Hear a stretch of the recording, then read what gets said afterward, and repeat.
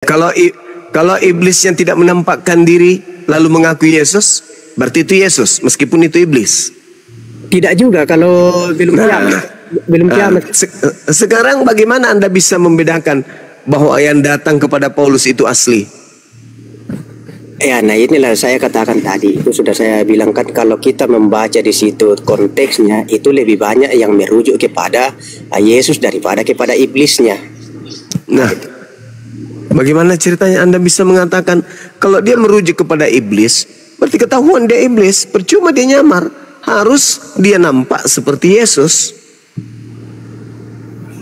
Coba Anda lihat di dalam Markus 16 nomor 12. Kata Markus, lalu Yesus menampakkan wajahnya, menampakkan diri dalam rupa yang lain. Coba, rupa yang lain. Apa enggak serem itu? Yesus muncul dengan rupa yang lain.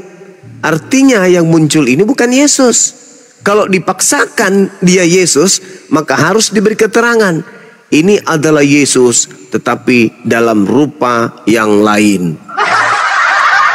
Karena yang muncul bukan Yesus. Karena dia dipaksakan bahwa itu Yesus, maka dikatakanlah dalam rupa yang lain. Dari mana penulis Markus tahu kalau itu Yesus dalam rupa yang lain? Markus melihat, Markus mendengar bahwa yang muncul itu mirip atau sama, tapi bukan Yesus, dalam bentuk wajah yang lain. Maka Markus karena menginginkan itu Yesus, maka dia mengatakan, dan Yesus menampakkan diri kepada kedua muridnya dalam wajah, dalam rupa yang lain, supaya dianggap itu Yesus, padahal sudah rupa lain. Sekarang saya bertanya, dari mana penulis Markus tahu kalau itu Yesus?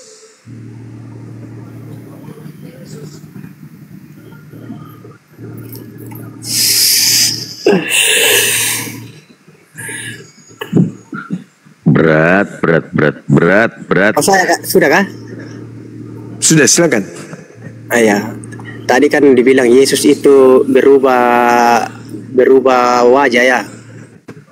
Menurut Markus muncul dalam rupa yang lain. Ya, rupa yang lain. Artinya mungkin dia sudah namanya berubah kan, berarti berubah dari yang awal kan, ya lain. Tetapi yang berubah itu Yesus. Dari mana Markus tahu kalau itu Yesus? Itu kan keterangan Paulus, keterangan Markus kan seperti itu saja, itu dituliskan bahwa Yesus itu berupa wajah atau berupa apakah itu? Berubah rupa.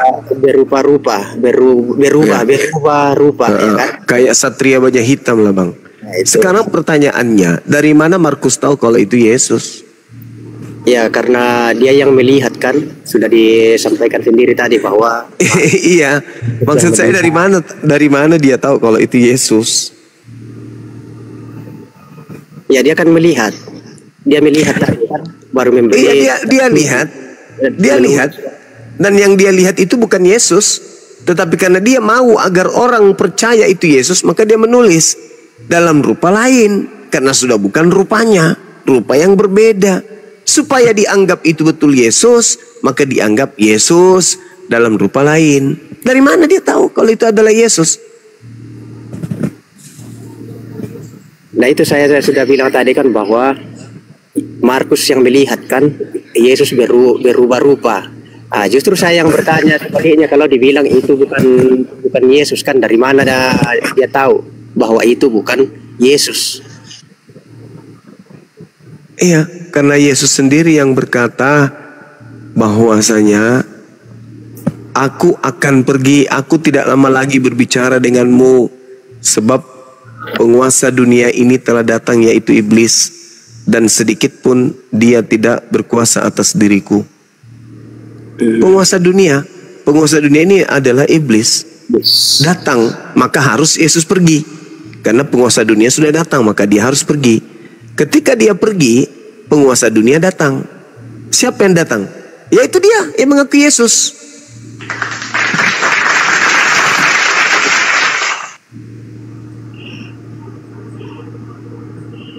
Oke. Makanya Yesus mengatakan, sebab Yesus palsu akan datang dan melakukan banyak mukjizat, sekiranya mungkin menyesatkan murid-murid pilihan juga. Itu kata Yesus sendiri. Jadi penyesatnya ini adalah Yesus palsu. Nah, kalau dikatakan Yesus palsu, berarti dia menampakkan dirinya seperti Yesus, mengaku Kristus, padahal bukan Yesus. Nah, inilah yang datang kepada Paulus, sehingga Paulus kemudian menuliskan 13 buku, dan Anda jadikan sebagai iman, jadilah Anda Kristen. Kan gitu. Jadi Anda ini pengikut Kristus yang datang kepada Paulus.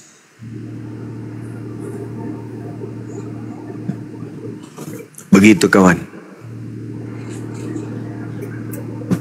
Kalau dibilang saya pengikut jangan iblis ya, ya Allah. Kepada Paulus tidak. Kalau dibilang kalau ada yang mempremiskan bahwa itu adalah iblis, masa saya mau ikut iblis? Nah, buktinya Anda ikuti dia, Anda menyembah dia, Anda menganggap dia Tuhan, Anda melantiknya setara dan sehakikat dengan Tuhan. Dia siapa? Tidak, maksudnya seandainya yang datang kepada Paulus itu adalah betul-betul iblis, ya kan? Masa saya mau percaya iblis? Ya udah, kalau gitu berhenti, tinggalkan, tunggu Yesus yang datang yang asli, yaitu pada saat dia datang. Maka matahari tidak bercahaya lagi, menjadi gelap matahari. Bulan tidak bercahaya, bintang-bintang berjatuhan. Nah, itu baru Yesus. Kalau itu tidak terjadi, mau 1000 orang mengaku akulah Yesus, lihat kiri kanan, terjadi nggak bulan tidak bercahaya, matahari menjadi gelap, bintang-bintang jatuh? Kalau tidak, mau sehebat apapun sosok yang mengaku Yesus itu, jangan kamu percaya.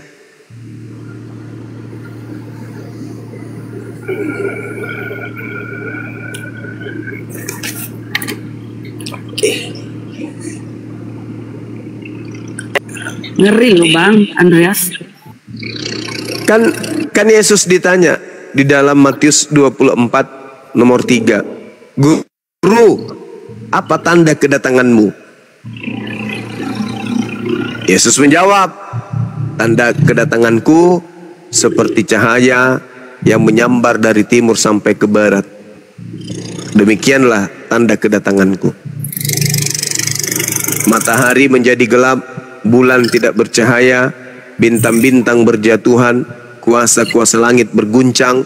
Aku nampak di tengah langit, seluruh manusia akan meratap dan seluruh manusia akan melihat. Apakah itu sudah terjadi? Tidak terjadi, belum terjadi. Maka kata Yesus, jangan kamu percaya kalau tanda-tanda itu tidak ada.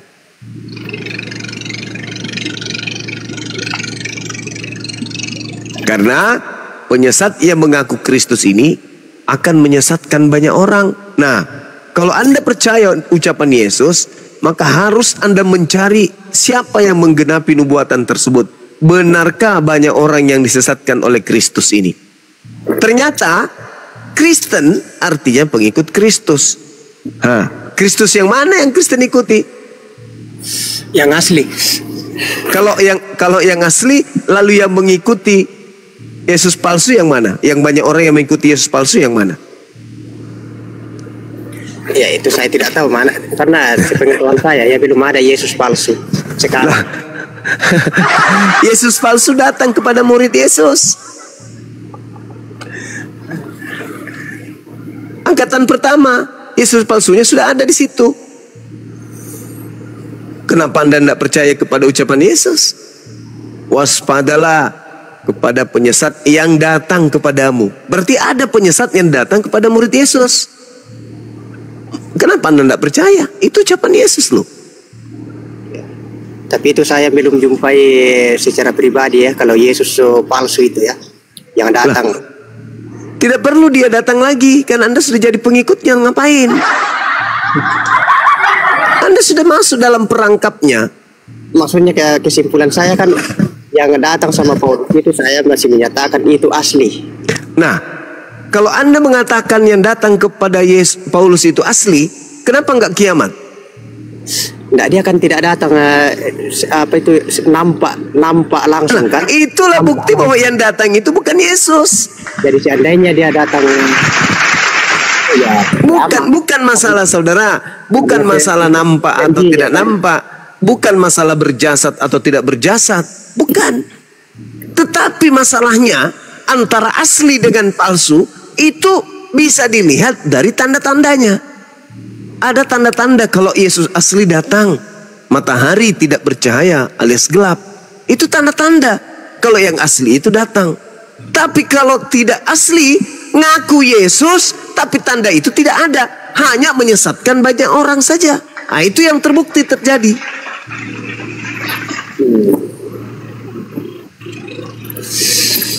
Itu aja saya kesimpulan saya bahwa bagaimanapun itu, makanya saya diam terus kan, karena di sini saya masih meyakini bahwa yang datang kepada Paulus itu masih asli.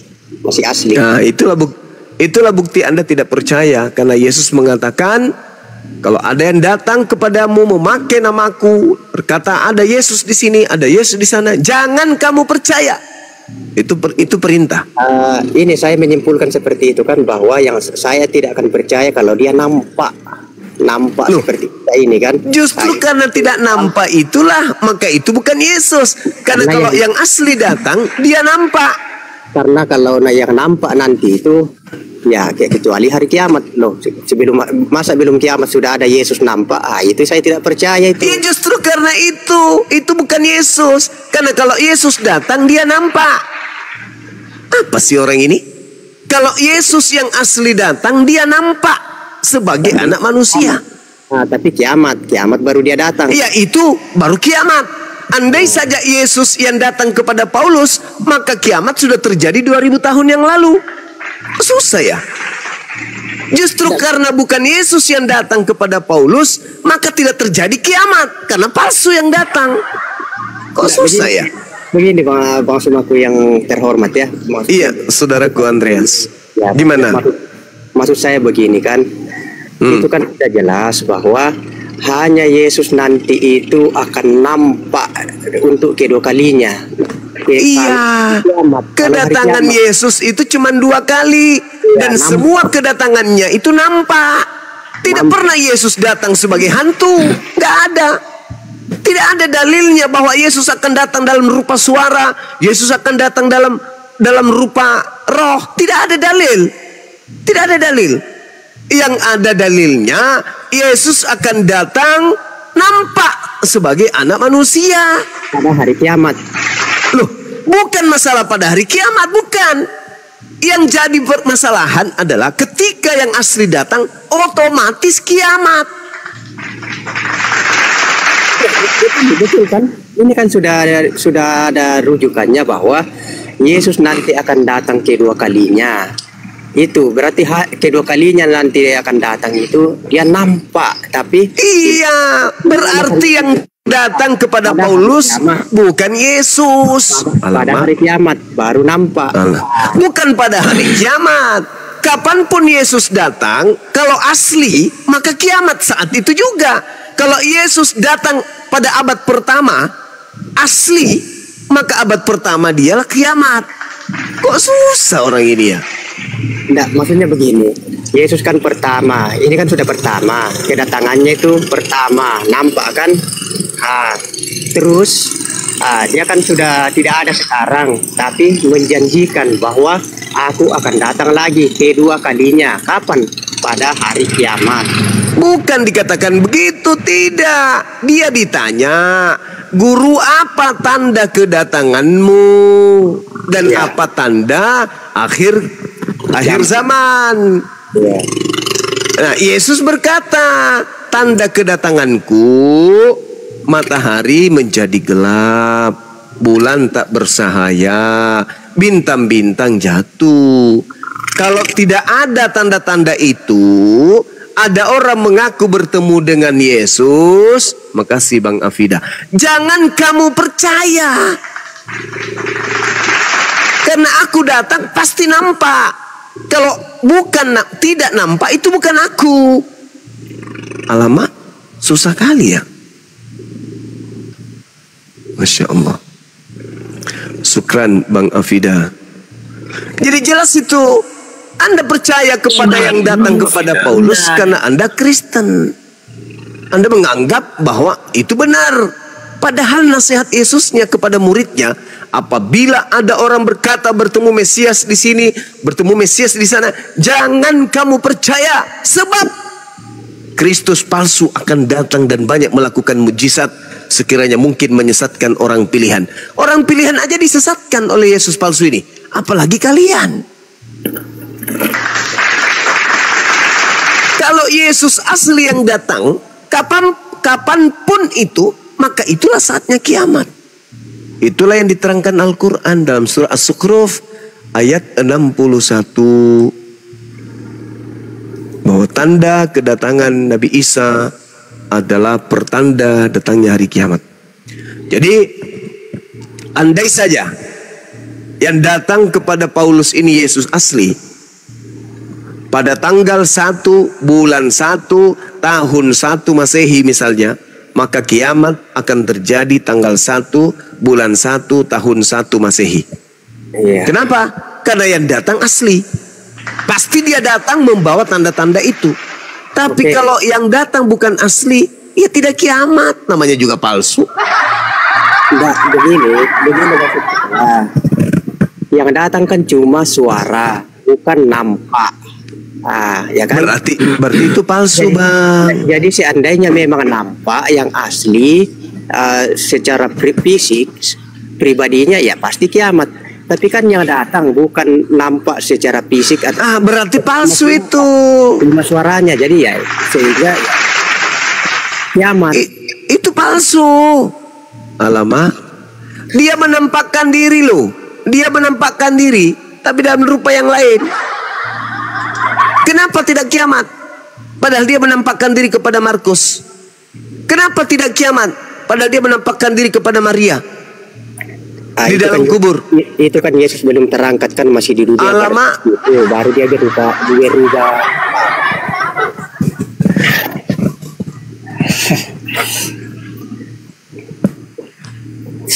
Jadi yang dijanjikan itu setelah dia sudah terangkat, baru dia akan datang lagi. Tapi datangnya nanti itu hari kiamat.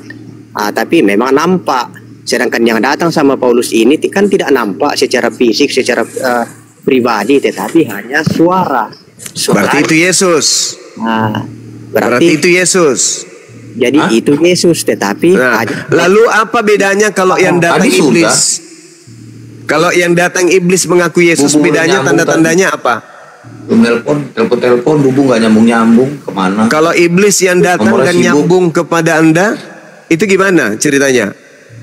Kalau yang datang itu iblis, tanda-tandanya apa kalau iblis yang datang? Ya kalau tanda-tandanya ini kan belum kiamat, baru dia datang. Iya, kalau iblis kan Yesus mengatakan akan datang Yesus palsu tuh. Iya betul kan. Apa tanda-tandanya kalau Yesus palsu yang datang? Jadi saya menguji kan, saya akan menguji, saya akan memegang yang tadi ucapan Yesus bahwa saya akan datang kedua kalinya itu pada hari kiamat. Tiba-tiba sekarang saya didatangi iblis itu mengaku Yesus kan, tapi loh kok tidak kiamat, berarti palsu. Iya, apa bedanya ke Paulus? Yesus palsu itu.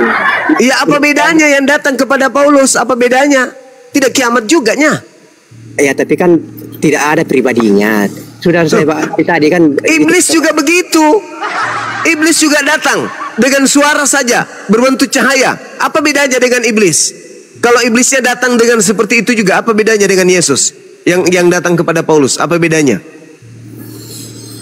Ya, ini kan saya sudah bilang bahwa itu kan tidak nampak fisiknya, pribadinya. Iya, saudara, iblis itu juga tidak nampak. Oh, ya Allah, bantulah aku. Iblis itu juga tidak nampak, Sinole. Mana ada iblis nampak? Tidak nampak iblis itu. Dia hanya berupa cahaya. Nah, kalau ada iblis datang mengaku Yesus, bedanya dengan yang datang kepada Paulus itu apa? Tapi itu kan Paulus yang mengalami, ya kan? Paulus yang mengalami, tapi kan saya juga kan punya kesimpulan karena saya yang didatangi. Jadi Paulus yang didatangi itu ya dia menganggap itu Yesus, ya itu kan Paulus. Pengakuan Paulus. Terus ada perintah Yesus untuk percaya kepada Paulus gitu? Apa? Ada perintah Yesus untuk percaya kepada Paulus? bahwa percaya, yang tertulis bahwa percayalah kepada Paulus, tidak ada. Iya, ada nggak? Ada. Tidak ada. Tidak ada. Tidak ada. Kan aneh, saudara saya ini. Anda itu kenapa bertahan, Bang? Kan Anda disesatkan. Kan Yesus sudah mengatakan waspadalah kepada penyesat. Penyesat. Namanya penyesat itu ya menyesatkan. Yang namanya orang yang disesatkan itu ya kayak Anda ini. Tidak ada cahaya bagi Anda untuk mengetahui apa yang dijelaskan kemudian. Yesus berkata, waspadalah kepada penyesat yang datang kepadamu dengan memakai namaku. Berarti penyesat itu datang dengan memakai nama Yesus. Dia tidak mengatakan dengan memakai jasadku, dengan memakai tubuhku, enggak. Dia mengatakan dengan memakai namaku. Nah, suara yang didengarkan Paulus itu memakai nama Yesus. Tetapi tidak ada tanda kiamat. Berarti itulah penyesatnya. Alamak, susah kali lah. Tidak, maksudnya ini aja yang saya bangun dalam pikiran saya kan, bahwa kalau itu nanti Yesus itu akan datang kedua kalinya, nampak. Jadi kalau tidak nampak, ya berarti kan bisa kita uji di situ. Bisa kita uji. Ujilah itu yang datang kepada Paulus. Kenapa Anda nggak uji? Coba Anda uji, itu Yesus atau bukan? Kayak sekarang kalau ada yang datang mengaku bahwa bukan sekarang, Bang, bukan sekarang. Kristus palsunya datang pada angkatan Yesus. Sekarang coba Anda uji yang datang kepada Paulus itu Yesus beneran. Coba buktikan kepada saya. Apa buktinya kalau yang datang kepada Paulus itu Yesus beneran? Itu kan pengetahuan saya, karena tertulis di situ kan, Saulus mendengar suara.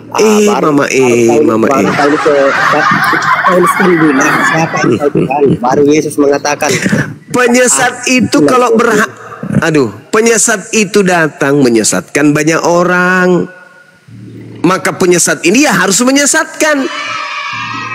Dengan caranya dia mengutus nabinya Paulus, agar Paulus mengajarkan manusia menuhankan Kristus yang datang kepadanya. Kapan-kapannya ada murid Yesus yang menyetarakan Yesus dengan Elohim? Kapan? Di mana muridnya menyetarakan Yesus gurunya ini setara dengan Elohim, sehakikat dengan Elohim? Di mana? Yesus sendiri saja, Yesus tidak pernah menghakikatkan dirinya sehakikat dengan Elohim.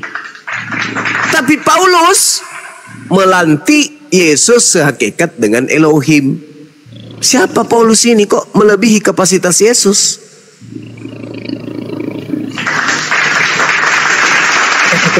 Kenapa Paulus mengatakan bahwa Yesus itu adalah Elohim? Dia mengatakan bahwa karena Bapa itu esa, maka esa juga Yesus Kristus. Ada berapa yang esa di situ?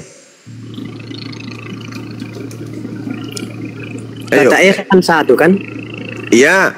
Sekarang Paulus mengatakan Bapa itu esa dalam 1 Timotius 2 nomor 5. Oke. Karena Tuhan itu esa dan esa pula Yesus yang menjadi perantara. Sekarang ada berapa yang esa di situ? Allah yang esa dikatakan Paulus apa? Allah yang esa. Di situ tertulis Theos. Bapak juga tertulisnya Theos. Sama aja. Itu hanya permainan lidah lain. Sudah benar kan? Sudah benar ucapan ke Paulus bahwa Allah itu esa. Saya betul. Nah, sekarang Paulus mengatakan juga Yesus itu esa juga. Ya betul kan? Yesus kan esa juga. Nah, ada berapa yang esa di situ? Ya kata Esa itu ada dua, tetapi pribadi itu tetap satu. Nah, itulah aku bilang Paulus, saudara. Itulah saya katakan Paulus melantik Yesus sehakikat setara dengan Tuhan. Ayo, di mana Yesus pernah melantik dirinya sebagai yang esa? Tunjukkan saya dalilnya. Akulah yang esa itu di mana? Kalau Paulus itu kan untuk pribadinya tidak ada. Yang ini tadi, dia akan Allah itu esa kan. Paulus mengatakan begitu kan. Yesus itu esa. Saya kira betul itu. Ada berapa yang esa di situ? Allah satu, Yesus satu. Berarti kata esa dua, tetapi sosoknya itu satu Allah, satu Yesus. Apa sih orang ini? Yesus itu esa dompala. Allah juga esa katanya ke Blama. Jadi ada dua yang esa. Tolong ini orang. Udah Anda turun deh, Anda turun. Anda istirahat, Anda perbanyak makan kulit durian. Mudah-mudahan dengan Anda makan kulit durian, otak Anda bisa sehat, normal, selayaknya manusia. Gitu ya kawan ya, daripada Anda saya makin nanti mending Anda turun. Dari tadi saya bicara sama Galimpong Kalora. Kali bongka piting saya temani ngomong. Susah dia pahami itu esa Gurunda. Bukan susah. Dia paham, cuman karena dia itu adalah tangan kanan setan, ya dia harus menyesatkan. Kebenaran harus dia bolak-balikkan. Ada dua yang esa di situ. Esa itu kan cuma satu kan. Tetapi dia mengajarkan Yesus esa. Bapak juga esa. Dan esa di situ satu katanya. Meskipun dua esa tapi cuma satu hakikat. Berarti dia ini setan. Karena dia ingin mendudukkan Yesus setara dengan yang esa. Masa Yesus setara dengan Tuhan? Alamak. Sedangkan Yesus sendiri tidak pernah menyetarakan dirinya dengan Tuhan. Nah inilah iblis. Kerjanya kayak gitu. Itu Kristen Katolik Protestan Oneness atau yang menuhankan kenal potmio, sesembahan pelak pajero, penyembah double speaker stereo. Jika merasa cerdas dan akademis, kau boleh naik dengan penuh optimis. Tapi kalau cuma congor, bacot dan pesimis, mending kau turun meratap dan menangis. Yang naik diskusi jangan tantrum, kesurupan, serangan jantung atau gangguan kejiwaan. Diskusi bantah dengan dasar menggunakan dalil dan data. Paparkan dengan baik narasi, literasi, kolerasi, komparasi. Jangan gunakan asumsi, diksi-diksi potongan terasi, kontrasepsi, cekcokologi, apalagi geoblokologi. Narasumber memberi dedikasi, viewer penonton mendapatkan edukasi. Diskusi tanpa pakai urat, tanpa hujat menghujat, tanpa ajaran sesat, inspiratif, tidak mengenal kontradiktif, dan pastinya bukan provokatif. Selamat datang di kebenaran bagi yang menerima, dan selamat bingung buat kalian yang kuar-kuar seperti ODGJ mencari ketiak ular. Sekian, terima gaji, stay tune. Bang Juma, saya izin mau bertanya. Iya. Tentang surat Al-Imran ayat 50. Iya. Itu apa, kalau saya salah tolong di ini. Itu apa tentang Nabi Isa berkata kepada Nabi Muhammad atau seperti apa itu yang menghalalkan itu Bang Juma? Terima kasih. Nabi Isa berkata kepada Nabi Muhammad? Enggak. Ya. Nabi Isa, Allah berfirman kemudian terkait dengan Nabi Isa. Jadi gini. Dan sebagai Rasul, Yesus atau Nabi Isa berkata kepada Bani Israel, aku datang kepada kalian dengan sebuah tanda dari Tuhan kalian, yaitu aku membuatkan bagimu sesuatu dari tanah berbentuk seperti burung, lalu aku meniupnya, maka ia menjadi seekor burung dengan izin Allah Tuhanku. Dan aku, Isa, menyembuhkan orang yang buta sejak dari lahir dan orang yang berpenyakit kusta, dan bahkan aku diberi mukjizat menghidupkan orang mati dengan izin Allah Tuhanku. Dan aku beritahukan kepadamu apa yang kamu makan dan apa yang kamu simpan di rumahmu. Sesungguhnya pada yang demikian itu terdapat satu tanda kebesaran sebagai kebenaran Rasulku bagimu jika kamu beriman. Wa musaddiqan lima baina yadayya minat Taurah wa liuhilla lakum ba'dalladzi hurrima 'alaikum wa ji'tukum biayatin min rabbikum fattaqullaha wa ati'un.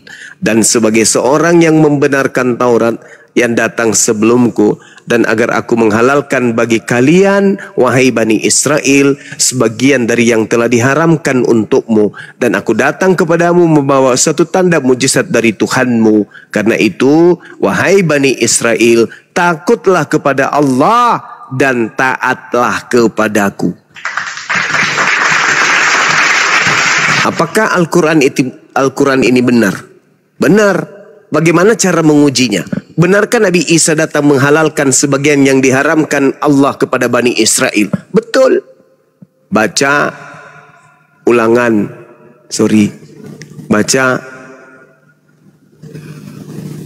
32.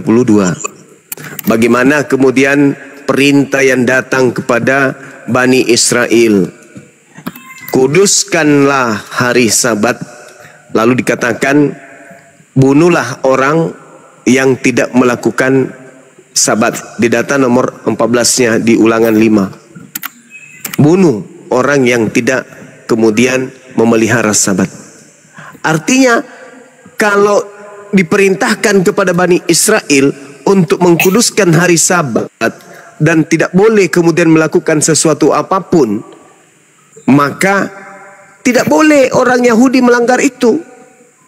Akan tetapi apa yang terjadi kepada kepada Yesus?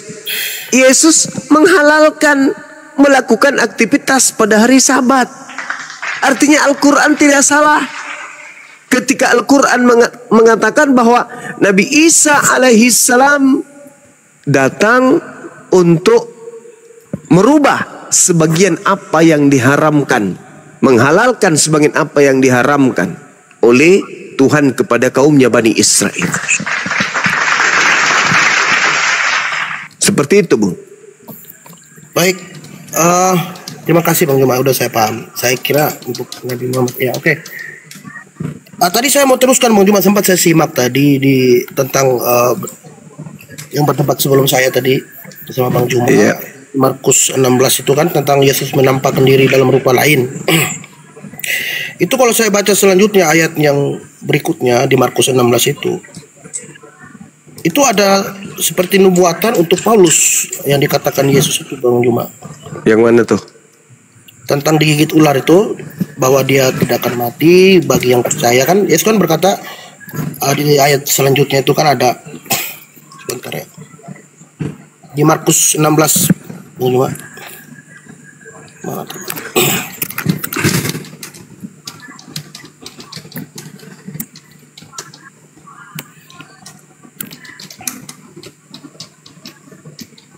Ya, gimana?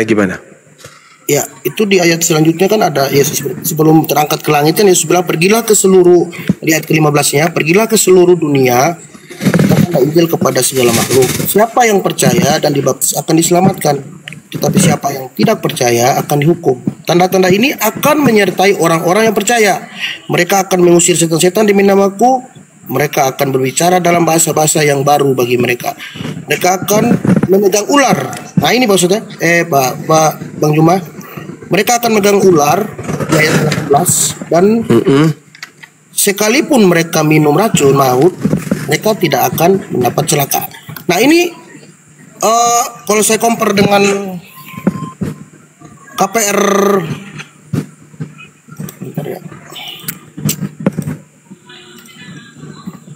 Kisah Para Rasul 28 ayat 3 sampai 6 itu kan Paulus digigit ular tapi tidak mati, Pak Ustaz. Pak Bang Juma. Iya. Jadi gini. Ya. Kata Yesus kemudian bahwa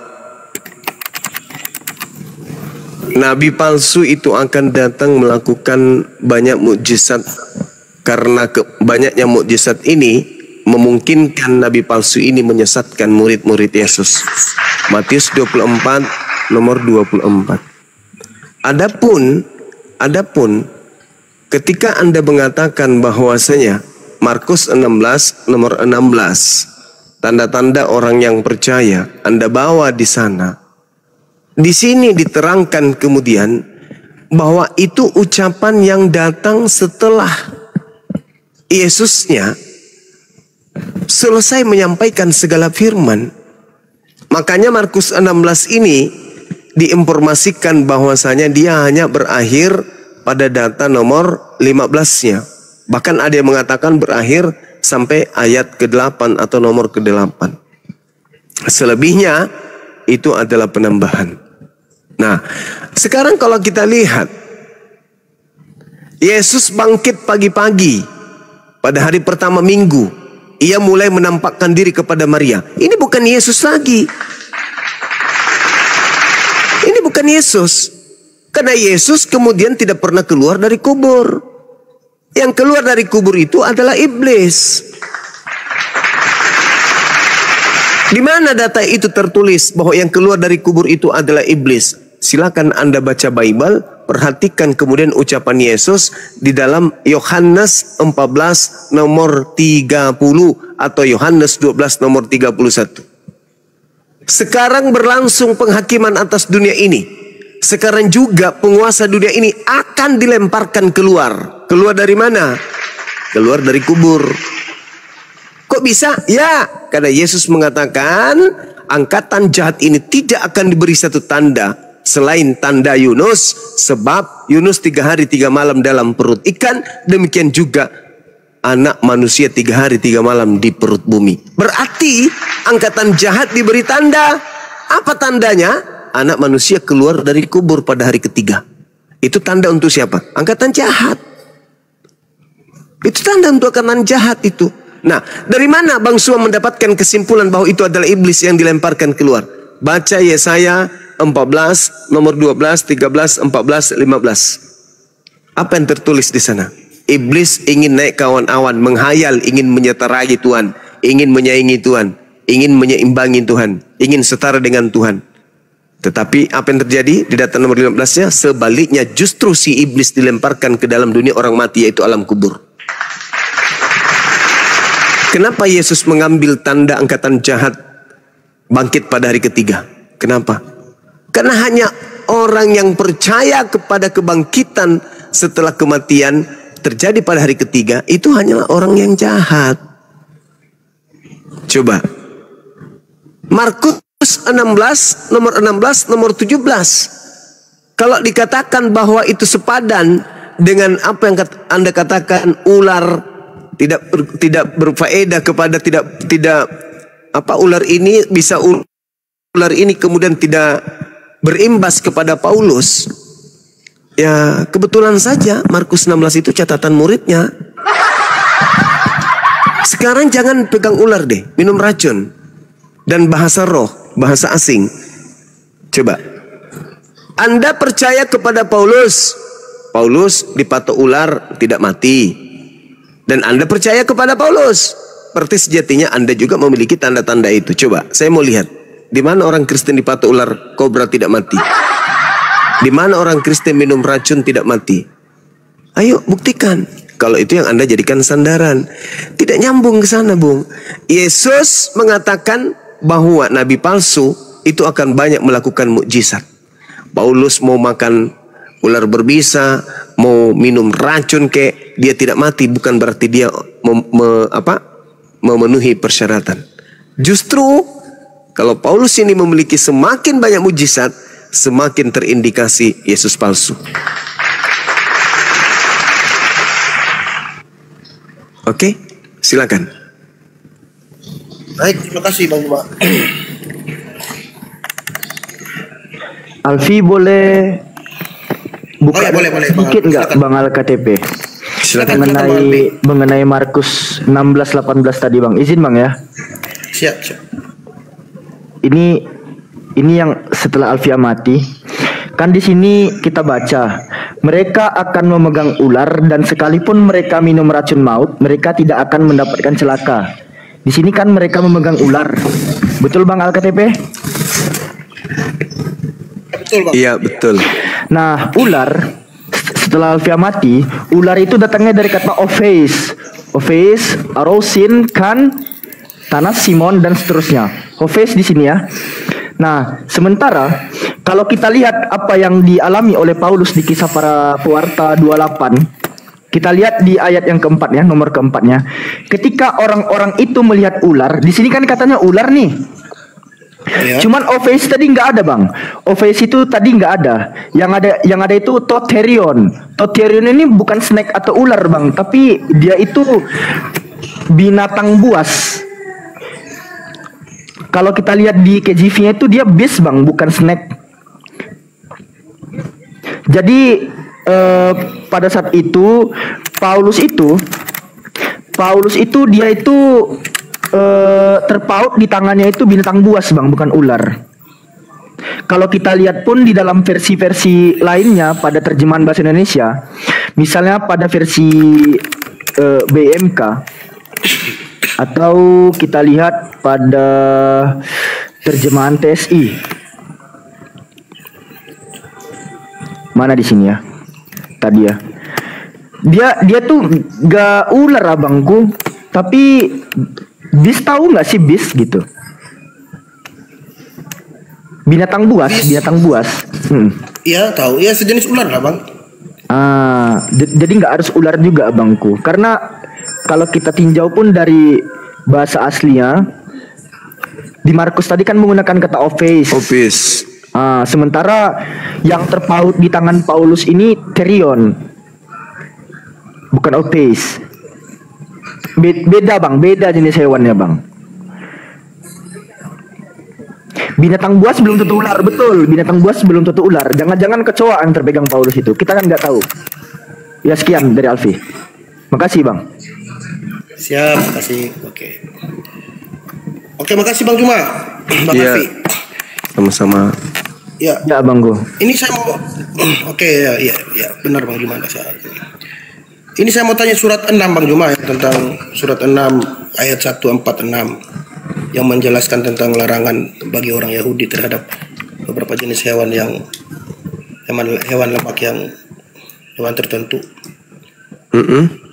Kan ayat ini kan seperti mengharamkan segala hewan gitu, termasuk unta. Kan unta apa diharamkan apa gimana Bang Juma? Kalau bagi Bani Israel itu, bagi Bani Israel itu mereka diharamkan. Bagi Bani Israel, kan itu ujian bagi mereka. Iya.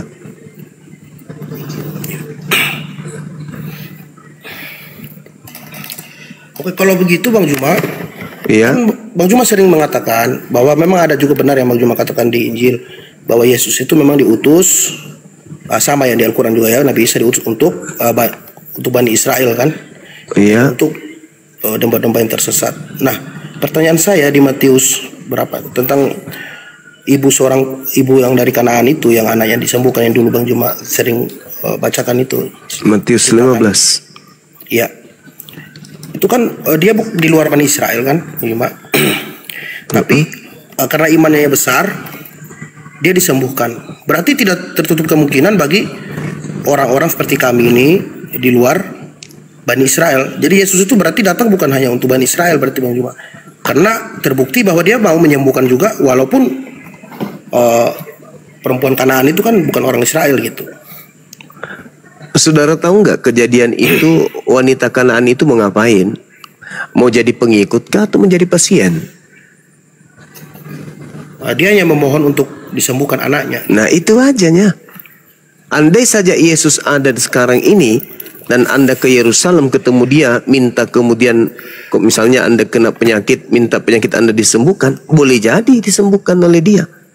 Tetapi terkait kemesiasannya dia, diutusnya dia sebagai jalan kebenaran dan hidup, itu hanya untuk domba yang sesat dari Bani Israel saja. Kalau untuk mengobati ya bisa aja Anda diobati sama dia, nggak apa-apa. Tapi ingat, Yesus mengaminkan kalau wanita itu adalah anjing. Yesus mengaminkan itu. Apa kata Yesus? Besar imanmu. Coba. Berarti iman ibu ini yang mengatakan dirinya anjing, itu iman yang benar. Kepercayaan yang benar. Bahwa di luar Yahudi yang percaya kepada Yesus disebut anjing. Itu kata Yesus. Andai saja wanita ini berkata, benar Tuhan, tapi bukankah domba makan remah-remah yang jatuh dari meja tuannya? Lantas Yesus mengatakan, hai ibu, besar imanmu. Berarti Yesus mengaminkan kalau ibu itu domba.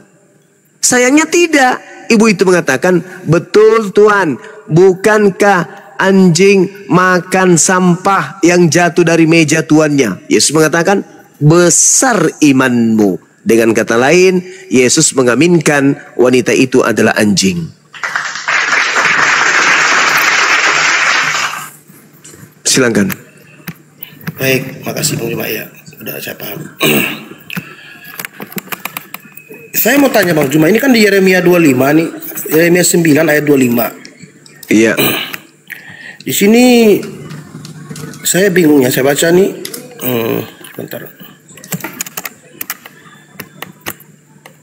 Lihat, waktunya akan datang, demikianlah firman Tuhan, bahwa aku menghukum orang-orang yang telah bersunat kulit katanya.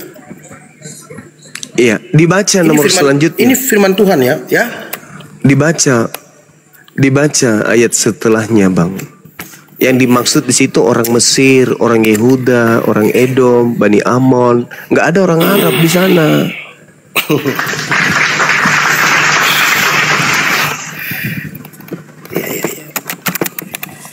Tapi ada Bang Juma orang-orang yang diam di padang gurun. Sebab segala bangsa tidak bersunat dan segenap kaum Israel tidak bersunat hatinya. Iya, dikatakan memang seperti itu. Orang-orang yang diam di padang gurun, sebab segala bangsa tidak bersunat. Nah, padang gurun Arab itu kan orang bersunat, Bang.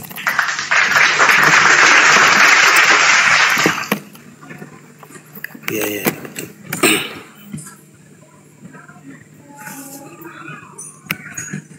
Pertanyaan selanjutnya. Bang Juma, saya minta tolong dijelaskan Bang Juma. Iya. Di ini saya kan bingung ini. Di Mazmur 91 itu nubuatan tentang malaikat akan menatang itu kan sesuai dengan apa di Injil kan, di mana Yesus dijumpai iblis. Betul. Matius 4. Itu, ya. Itu kalau saya baca selanjutnya sampai satu perikop itu Yesus diselamatkan ya maksudnya ya. Iya, betul. Dan dipermuliakan. Yes. Itu maksudnya apakah dia tidak celaka seperti yang kami imani? Iya, tidak lah Bang. Kan jelas tidak di situ.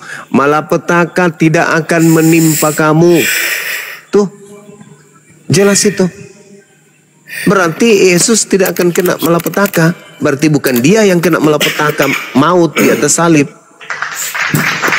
Coba baca nomor 10-nya. Bahkan dikatakan di nomor 8, engkau hanya menonton dengan matamu sendiri dan melihat pembalasan terhadap orang fasik. Siapa orang fasik ini?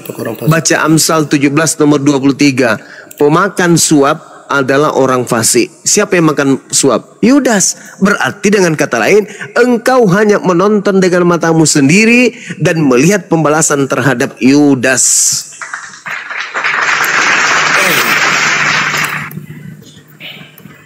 Kan Yesus berkata, Bung, di dalam Lukas 24 nomor 44. Semua yang tertulis tentang aku di dalam kitab Mazmur harus terjadi, harus digenapi. Itu kata Yesus. Coba Anda baca di situ. Artinya ketika dia mengatakan harus tergenapi yang ada di dalam kitab Mazmur, ketika orang-orang ingin membahayakan Yesus, maka Tuhan akan datang mengutus malaikatnya, mengangkat dia kemudian terangkat ke langit agar kakinya tidak terantuk, atau kakinya tidak kena masalah, atau dirinya atau tubuhnya tidak kemudian kena celaka. Itu dalil. Itu petunjuk bagi orang yang berajar, orang yang berakal. Makanya kami umat Islam ini memuliakan Yesus dan berusaha siang malam untuk berjuang bagaimana Yesus ini tetap tidak tersentuh ajaran-ajaran paganisme. Seperti itu, saudara. Oke, baik. Terima kasih Bang Juma. Jelas. Sama-sama. Saya mau tanya Bang Juma tentang, Bang Juma percaya apa Nabi Musa menerima 2 loh batu di Gunung Sinai dari Tuhan? Saya percaya itu. Yes. Di Keluaran 31 ayat 17. Itu sebentar saya bacakan Bang Juma ya. Keluaran 17 Keluaran 31 ayat 17. Iya. Nanti 14-nya itu hari Sabat kan? Terkait hari Sabat harus dikuduskan itu. Keluaran ya? Betul.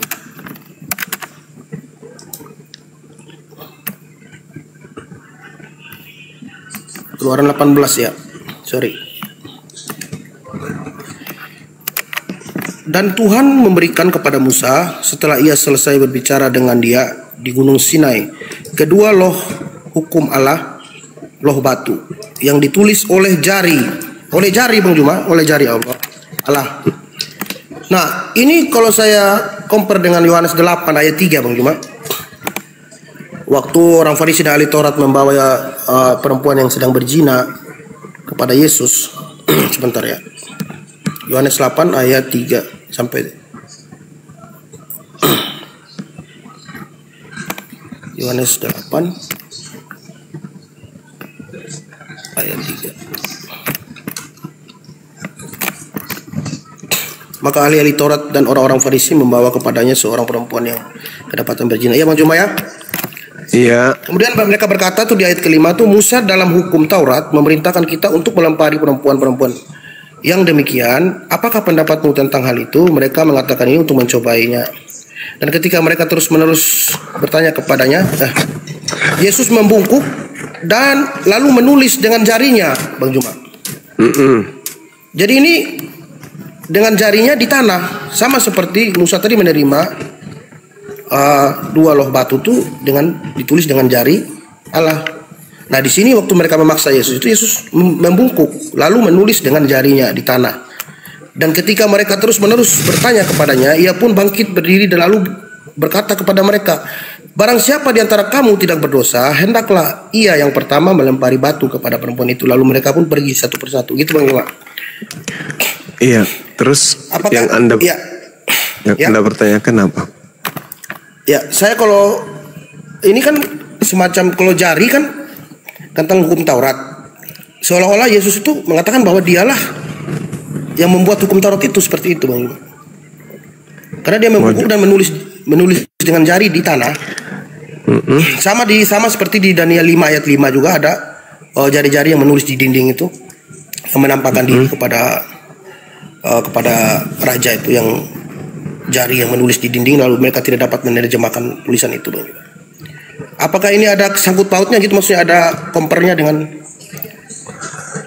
Jadi sebenarnya begini, Bung. Apakah dia Tuhan itu sendiri Yesus ini atau bagaimana, Bang? Oh jelas bukan. Kalau cuman karena menulis, Pak Bom juga menulis. Jadi gini. Jadi gini, saudara.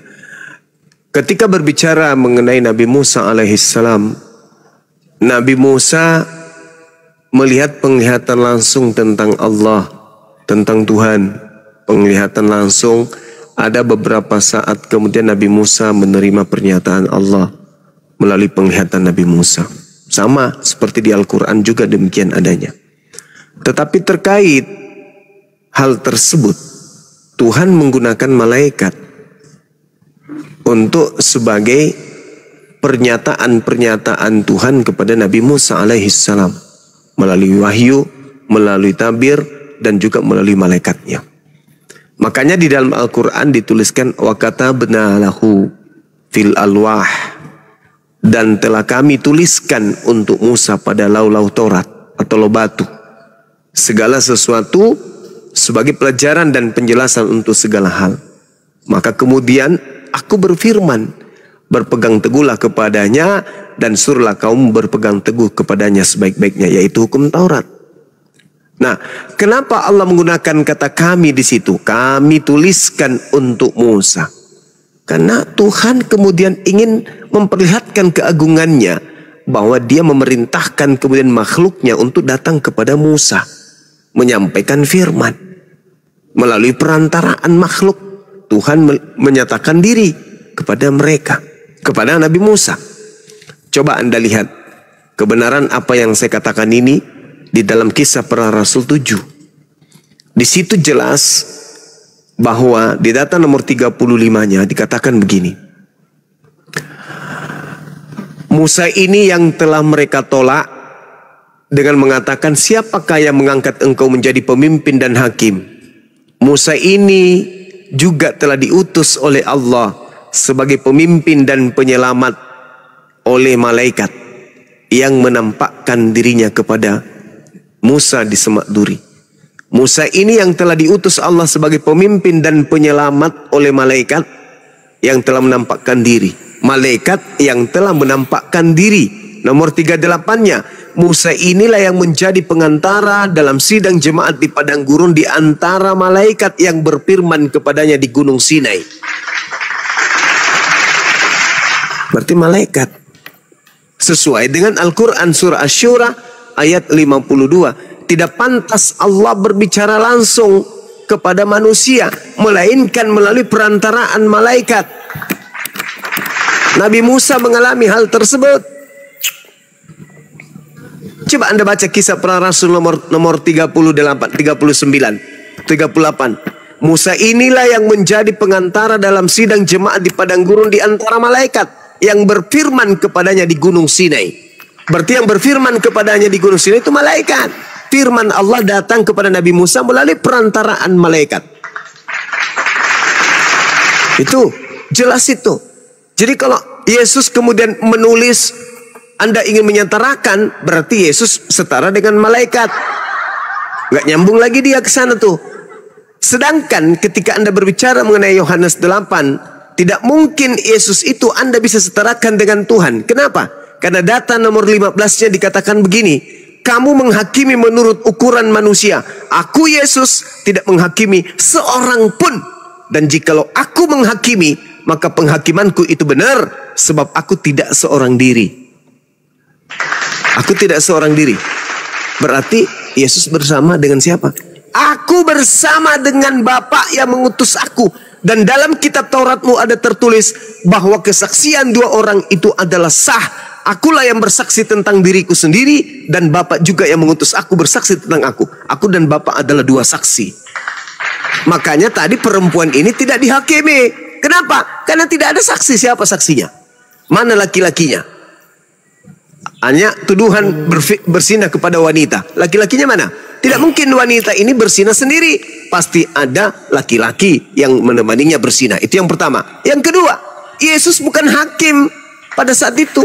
Dia bukan hakim mahkamah agama yang harus memutuskan dan menghukum orang yang melanggar Taurat.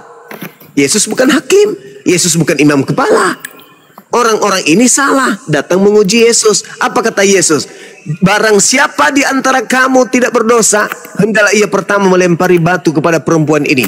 Artinya apa? Yesus pun memiliki dosa. Kenapa? Karena dia tidak melempar.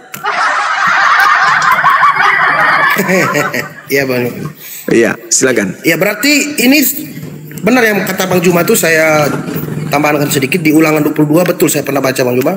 Dia Ulangan 22 ayat 22 itu, apabila seseorang kedapatan tidur dengan seseorang perempuan yang bersuami, maka haruslah keduanya. Berarti dua-duanya harus berpasangan. Dua-duanya, ya, jangan cuma satu orang aja. Ya, okay. Terima kasih Bang Juma. Iya, sama-sama. Sesuai ya. Oke. Berikutnya Bang Juma. Siap. Yang membuat saya yakin bahwa Yesus disalib dan membuat saya sangat sangat menyentuh hati saya, di mana di Matius 5 ayat 44 Yesus berfirman, sebentar dulu. Matius 5:44, bacakan ya.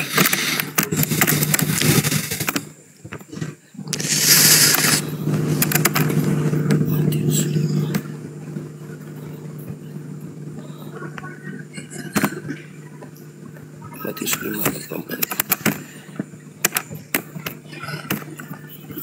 Tetapi aku berkata kepadamu, kasihanilah musuhmu dan berdoalah bagi mereka yang menganiayamu kamu. Kemudian ini sesuai dengan di Lukas 23 ayat 34 Bang Juma. Kita buka Lukas 23 ayat 24. Lalu Pilatus, bukan? Bukan, sorry, maaf saya salah.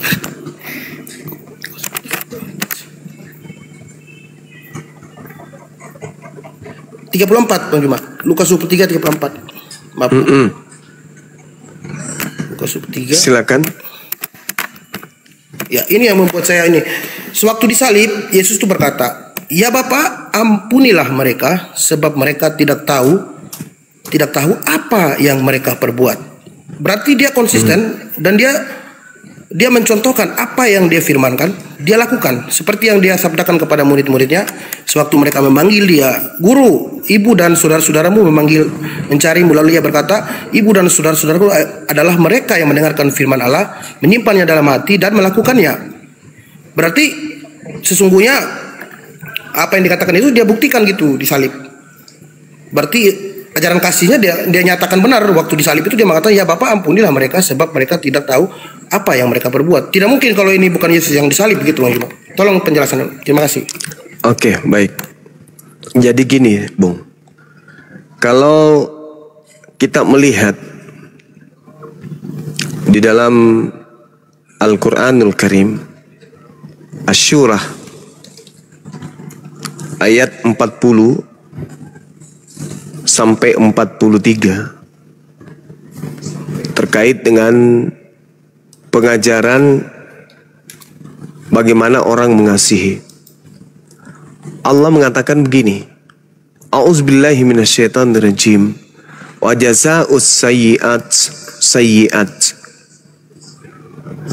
mithluha.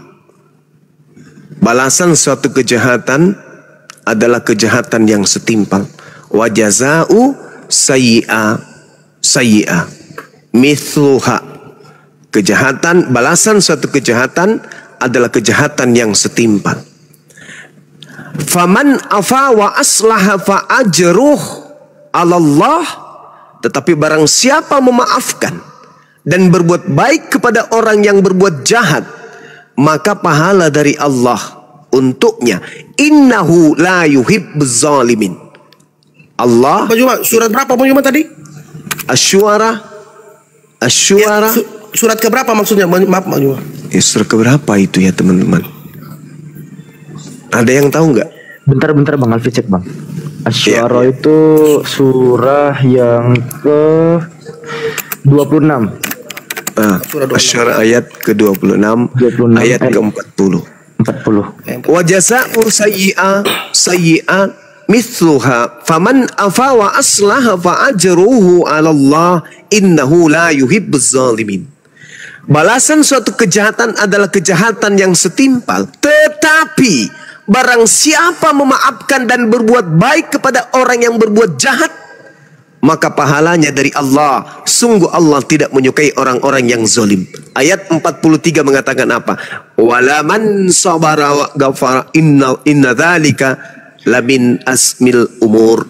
Walaman sabara wa ghafara inna dzalika lamin aswil umur. Gitu ya. Coba dibaca di situ deh. Iya. Benar nggak itu? Izin Bang Da, koreksi. Iya, silakan. Itu surah yang ke-42, surah Asy-Syu'ara bukan Syu'ara. Asy-Syu'ara. Oh iya, sorry. Iya, Sorry. surah yang ke-42 Bang, Al-KTP ayat 40 Bang. Iya, itu makanya saya bingung tadi. Ya. Asy-Syu'ara ya. Sorry. Asy-Syu'ara. Asy-Syu'ara. Ya, sorry, Asy-Syu'ara. Di situ dikatakan, tetapi barang siapa bersabar dan memaafkan, sungguh yang demikian itu termasuk perbuatan yang mulia. Ini di Islam. Kalau tadi saudara berkata Lukas 24, Yesus berkata, "Ya Bapa, ampunilah mereka sebab mereka tidak tahu apa yang mereka perbuat." Maka ini bukti Yesus bukan Tuhan. Ini bukti salib ini bukan karya penebusan dosa, karena Yesus masih meminta kepada Tuhan untuk mengampuni mereka yang telah berbuat membunuh dirinya. Bukankah konsep Kristen salib itu rencana Tuhan? Berarti kalau Tuhan yang merencanakan penyaliban, seluruh yang terkait, yang terlibat, yang bersinggungan terjadinya penyaliban sehingga eksekusi itu terjadi, maka mereka semuanya adalah pahlawan sebagai orang yang bekerja menurut firman Tuhan. Faktanya ternyata Yesus berdoa supaya mereka diselamatkan, supaya dosa-dosa mereka diampuni. Itu yang pertama. Kedua, ketika Anda membawa Matius 5, tetapi aku berkata kepadamu, kasihilah musuhmu dan berdoalah bagi mereka yang menganiaya kamu. Ini teori. Ini teori, Bang. Teori yang dimasukkan oleh orang-orang Katolik, orang-orang Roma, ketika mereka mendoktrin jajahan-jajahan mereka supaya ketika orang-orang gereja dari Katolik turun ke lapangan, mereka semua harus tunduk kepada gereja. Mereka semua harus tunduk kepada aturan-aturan gereja, mengatasnamakan Yesus. Ketika dikatakan, tetapi aku berkata kepadamu, kasihilah musuhmu, mereka penganut ajaran Katolik menginginkan semua bangsa yang ada di bawah tekanannya itu kemudian mengasihi kerajaan pada saat itu, mengasihi Katolik pada saat itu, mengasihi kemudian orang-orang yang hidup, bahkan diminta untuk berdoa. Apakah Kristen bisa melakukan ini? Tidak. Justru Kristen melakukan apa yang ada di dalam Al-Quran. Wa jaza'u sayyi'atin sayyi'a mithluha. Bang Suma dituduh melakukan kemudian kejahatan. Apakah dimaafkan? Tidak. Justru dilaporkan di polisi. Yang mereka praktekkan itu adalah ajaran Islam malah. Kejahatan harus dibalas dengan kejahatan yang setimpal. Karena Bang Suma dianggap jahat, maka dia harus diberi balasan yang setimpal. Laporkan ke polisi. Tetapi kata Allah, barang siapa memaafkan dan berbuat baik kepada orang yang berbuat jahat, maka pahalanya dari Allah. Si Dosman melihat si logika melakukan kejahatan, menginjak Bible. Apa yang dilakukan oleh si Dosman? Memaafkan. Lantas memberikan si logika uang 500.000 cepet. Berbuat baik, dia mempraktikkan Al-Quran. Dan Al-Quran mengatakan, wala man sabara wa ghafara inna dzalika la min azmil umur. Tetapi barang siapa bersabar dan memaafkan, sungguh yang demikian itu termasuk perbuatan yang mulia. Lebih hebat di Islam karena ini terimplementasi dengan apa? Dengan praktek. Sedangkan di Kristen mana ada? Sekarang kalau kita lihat Kristen yang tertua, tua mana Kristen Belanda dengan Kristen Indonesia? Lebih tua Kristen Belanda. Kalau ini dipraktekkan, tidak ada penjajahan Belanda ke Indonesia. Karena pribumi bukan musuhnya. Pribumi bukan musuh Belanda. Tapi apa yang terjadi? Jangankan musuh, yang bukan musuhnya aja dihabisin. Jadi ini nggak bisa dipraktekkan oleh orang-orang Kristen. Ini hanya obat kuping yang konon ceritanya ucapan Yesus. Tapi sekali lagi saya katakan, saya tidak pernah percaya kalau apa yang tertulis di dalam Bible itu benar-benar murni ucapan Yesus. Tanpa ada penambahan, tanpa ada pengurangan, tanpa ada edit-editan, tanpa ada pesanan dari penguasa Romawi pada saat itu. Sampai hari ini. Begitu juga penguasa Lembaga Bible Indonesia, ketika mereka kemudian ingin merevisi, mengoreksi isi kitab mereka sendiri, tentu itu ada pesanan-pesanan tertentu dari sekutu-sekutu gereja. Saya kira begitu, saudara. Jadi Yesus nggak bisa lolos. Ya, silakan. Ya, terima kasih Bang Juma. Saya jelas itu saya. Oke, saya pertanyaan selanjutnya Bang Juma. Saya kan baca surat Sirah Nabawi ini, Ya. Tentang pamannya, bukan Sirah Nabawi tentang Nabi Muhammad, Bang Juma. Iya, iya. Ini saya mau tanya Bang Juma. Ada pertanyaan, saya timbul pertanyaan tentang pamannya Nabi yaitu Abu Lahab. Iya. Itu paman kandungnya, mengapa ia membenci dan menghalang-halangi ajaran Nabi Muhammad tentang tauhid gitu. Iya. Dan baik. Kemudian pamannya yang satu lagi Abu Thalib, kenapa dia mendukung Nabi Muhammad, membela karena darah dagingnya. Namun mengapa Abu Thalib ini tidak mengikuti ajaran Nabi Muhammad yaitu tentang tauhid gitu. Terima kasih Bang Juma. Iya, baik. Ketika berbicara mengenai Abu Lahab, kita lihat Al-Quranul Karim surah Al-Lahab. Orang yang berakal sehat ketika sampai kepada surat ini, maka kebanyakan mereka akan mu'alaf. Kenapa? Karena Al-Quran surah Al-Lahab itu diwahyukan oleh Allah pada saat pamannya masih hidup, yaitu Abu Lahab. Al-Quran mengatakan, Tabbat yada Abi Lahabi wa tab. Binasalah kedua tangan Abu Lahab dan benar-benar binasa dia. Ini surat yang diwahyukan Abu Lahab masih ada, bahkan mendengarkan surah ini. Ma'agna anhu maluhu wa ma kasab. Tidaklah berguna baginya hartanya dan apa yang dia usahakan. Sayasla naran dzata lahab. Kelak Abu Lahab akan masuk ke dalam api neraka yang bergejolak. Wa imra'atuhu hammalatal hatab. Begitu juga istrinya yang membawa kayu bakar, yang senantiasa bekerja melampiaskan kemudian iri cemburunya kepada Nabi Muhammad dengan menyebar fitnah. Fi jidiha hablum mim masad. Di lehernya ada tali dari sabut yang dipintal. Di situ dikatakan Abu Lahab kelak akan masuk ke dalam neraka. Abu Lahab tahu itu. Kenapa Abu Lahab tidak membatalkan itu? Kenapa Abu Lahab betul-betul mati dalam keadaan kafir? Padahal kalau dia ingin membatalkan kenabian kenabian ponaannya, cukup dia beriman kepadanya atau berpura-pura beriman kepadanya. Maka dia akan memperlihatkan kepada khalayak banyak bahwa Nabi Muhammad dengan wahyu yang diterimanya mengatakan Abu Lahab ini penghuni neraka. Itu keliru besar. Kenapa? Abu Lahab adalah orang yang paling depan berdiri ketika ada perang.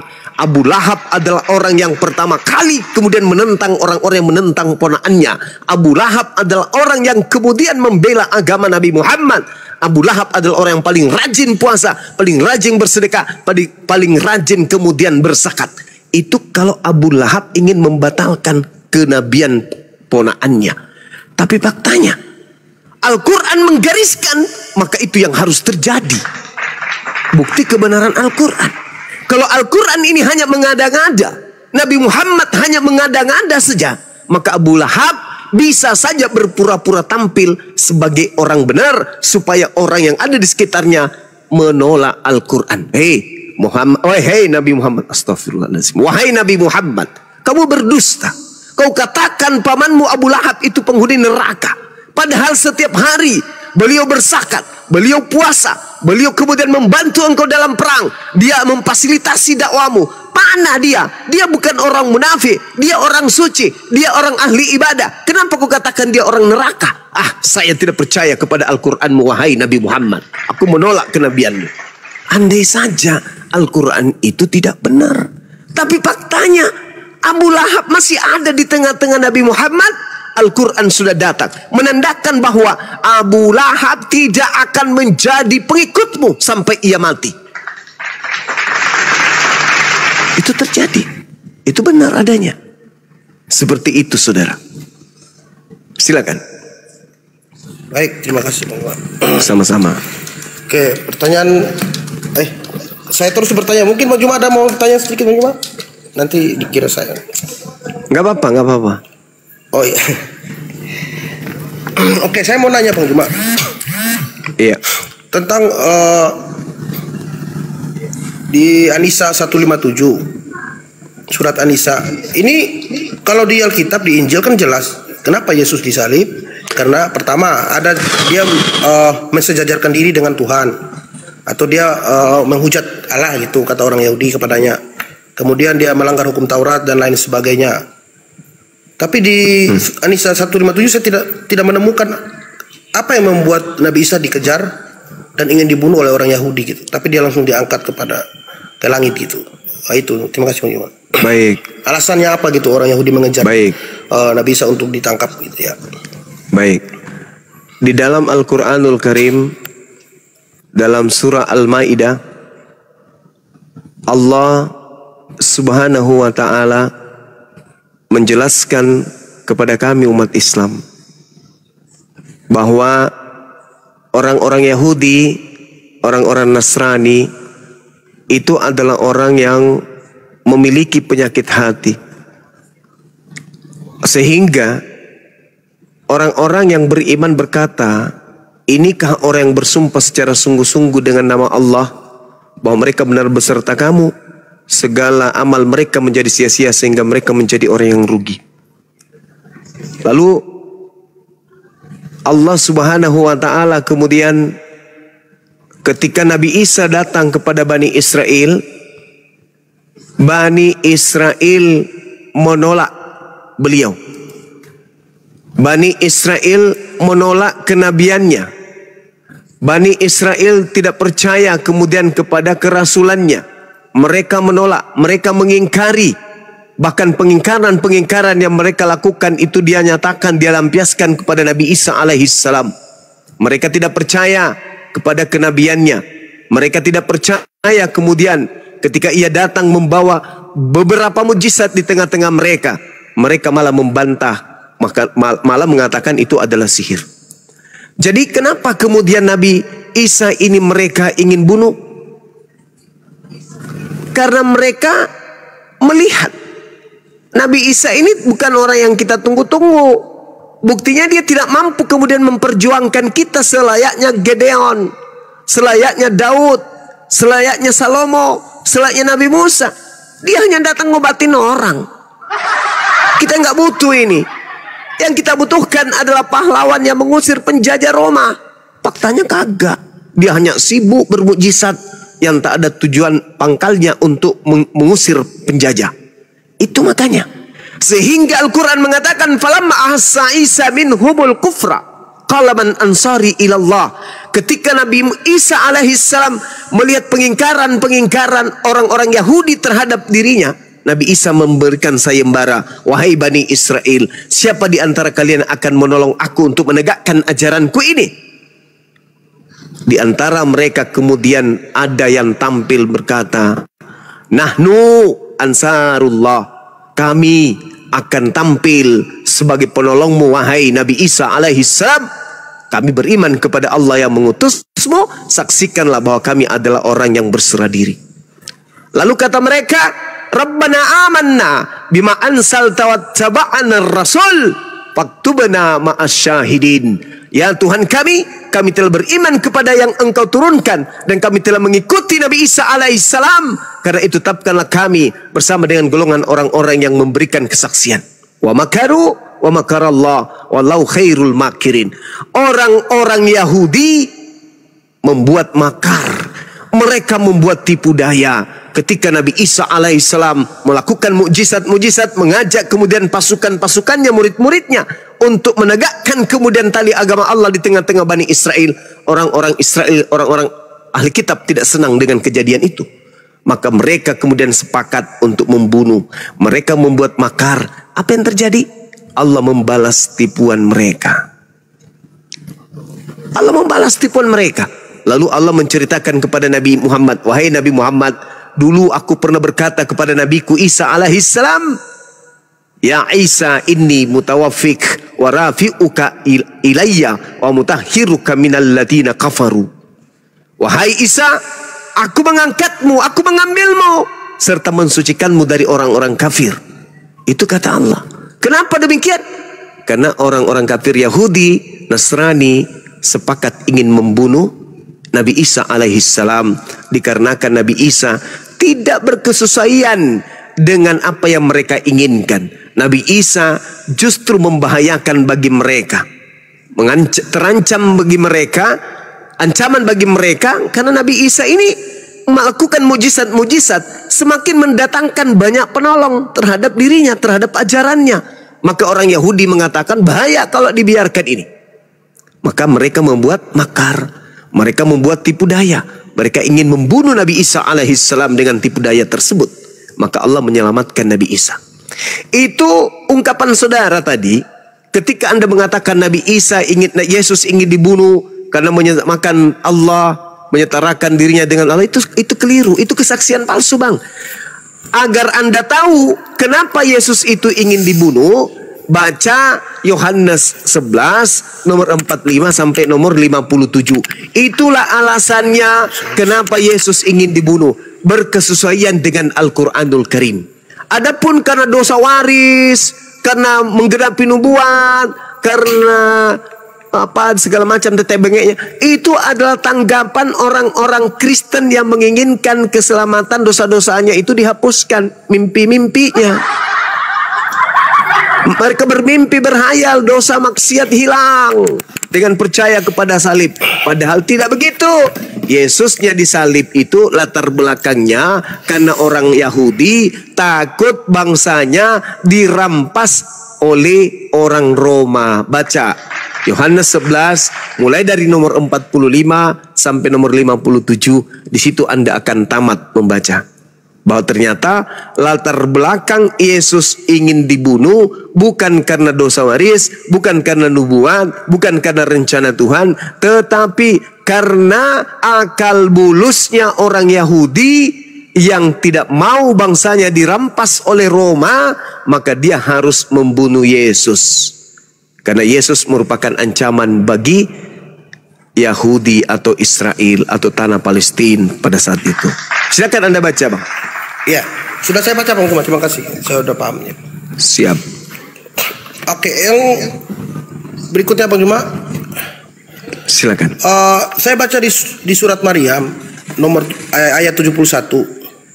Iya. Di situ saya minta penjelasan dari Bang Juma tentang apakah umat muslim memang harus ke neraka dulu sesuai dengan ketetapan atau bagaimana maksudnya Bang Juma? Soalnya Baik. Oh iya, baik. Ya. Jadi ketika kita berbicara Al-Qur'an surah Maryam ayat 71, di situ ada kata Rabb. Bukan kata ilah, tapi Rabb. Wa imminkum illa wariduha kana ala rabbika hatman maqdiya. Dan tidak ada seorang pun di antara kamu. Ini yang dimaksud di sini seluruh manusia. Bukan hanya Islam. Seluruh manusia. Tolong dipahami sekali lagi. Yang dimaksud di sini adalah seluruh manusia. Bukan cuma satu golongan. Seluruh manusia. Izin Bang Juma, yang mana yang kata seluruhnya Bang Juma maksudnya? Kata Rabb itu iya. Bentar ya. Dan tidak ada seorang pun di antara kamu yang tidak mendatangi neraka. Hal itu bagi Tuhanmu. Tuhan di sini adalah pencipta langit dan bumi. Berarti berbicara mengenai seluruh manusia. Untuk kemudian Anda jauh lebih paham, untuk jauh memahami data ini, silakan Anda lihat di Al-Quran surah An-Nasiyat. Mulai dari ayat 43. Surat keberapa? Izin Bang Juma. An-Nasiyat ayat surah ke-79. Surat 79. Surat 79. Iya, saya bacakan. Fa iza ja'atit tammatul kubra, maka apabila malapetaka hari kiamat telah datang, yauma yatazakkarul insanu ma sa'a, yaitu pada hari ketika manusia teringat akan apa yang pernah dikerjakannya kemudian di dunia. Wa burrisatil jahimu liman yara, dan neraka diperlihatkan dengan jelas kepada setiap orang yang melihat. Tuh, neraka diperlihatkan. Jadi orang mendatangi neraka untuk melihat, oh neraka betul ada, oh neraka benar-benar ada, mengerikan ya, betul ya. Nah, lalu kemudian ayat 37-nya dikatakan apa? Fa amma man tagha, maka adapun orang yang melampaui batas, wa atharal hayatad dunya, dan lebih mengutamakan kehidupan bebas di dunia, fa innal jahim hiyal ma'wa, maka sungguh neraka lah tempat tinggalnya. Jadi orang yang tadinya kemudian cinta akan dunia, mengutamakan kehidupan dunia, segala-galanya dimakan, tak ada larangan di dunia, maka apa kata Allah? Dia datang untuk melihat neraka dan juga tinggal di dalamnya. Wa amma man khafa maqama rabbih wa nahan nafsa 'anil hawa, dan adapun orang yang takut kepada kebesaran Tuhannya dan menahan diri dari keinginan hawa nafsunya, fa innal jannata hiyal ma'wa, maka tadi dia datang melihat neraka, maka sungguh setelah melihat neraka, surgalah tempat tinggalnya. Makanya dikatakan dalam surah Maryam ayat 72 dikatakan apa? Yang Anda bacakan tadi, di situ Allah Subhanahu wa taala mengatakan apa? Summa, kemudian najjil ladzina taqaw wa nazaruz zalimin wa nataruz zalimina fiha jithiya. Kemudian kami akan menyelamatkan orang-orang yang bertakwa dan membiarkan orang-orang yang zalim di dalam neraka dalam keadaan berlutut. Tadi datang melihat neraka. Lalu kemudian Allah menyelamatkan orang-orang yang beriman dan membiarkan kemudian orang zalim menetap di dalam api neraka. Itu dalilnya. Jadi kita semua akan mendatangi seluruh manusia. Sama di dalam Markus 9 nomor 49. Seluruh manusia akan digarami dengan api neraka. Dengan api. Itu sama itu dalilnya. Tetapi yang dimaksud di sana, siksaan hanya berlaku kepada orang-orang kafir. Seperti itu saudara. Jadi apakah kemudian ada pernyataan bahwa orang-orang yang masuk ke neraka ini kelak ada kemungkinan dia akan keluar dari neraka? Ada itu di dalam kitab yang Anda gunakan. Kemudian saya lupa dalilnya. Subhanallah. Di Mazmur ya, Mazmur berapa itu ya? 105 atau berapa ya? Kok jadi saya lupa ya? Keluar dari neraka. Ada itu bang. Keluar dari neraka di Mazmur 5, di Mazmur 66, Mazmur 66 nomor, subhanallah, nomor 12 coba. Coba Anda baca Mazmur 66 nomor 12. Insya Allah saya tidak keliru. Silakan. Engkau telah Iya, nomor 12 coba Anda buka. Ya.